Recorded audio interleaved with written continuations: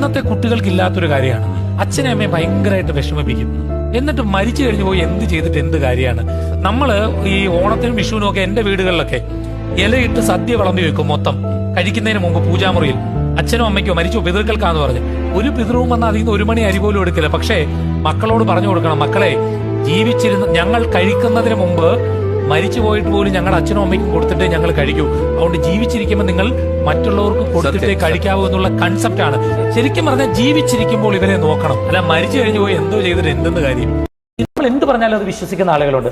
അവർ അപകടകാരികളാണ്. ഭർത്താവ് മരണപ്പെട്ടിട്ട് നാട്ടിൽ വന്നൊരു ജോത്സ്യനെ കണ്ടപ്പോൾ ആള് പറയുകയാണ്, യമൻ ഇദ്ദേഹത്തിന് ആത്മാവ് എടുക്കാൻ വന്നപ്പോൾ ദണ്ട് അവിടെ മറന്നു വെച്ചു, ഇനി ഇതെടുക്കാൻ വരുമ്പോൾ ഒരു മകനെയും കൂടെ കൊണ്ടുപോകും, ഇല്ലെങ്കിൽ എത്ര രൂപയുടെ പൂജ നടത്തി ഇതങ്ങ് തിരിച്ചയക്കണമെന്ന്. അപ്പം ഞാനിത് പറയുമ്പോഴും ഇതിന് താഴെ കമന്റ് വരും, നിനക്ക് ജ്യോതിഷ വിശ്വാസം ഇല്ലാത്ത ജ്യോതിഷിയാണ്, നിനക്ക് ജ്യോതിഷ വിശ്വാസം ഇല്ലെങ്കിൽ നീ ഇതിൽ നിന്ന് മാറിക്കൂടി.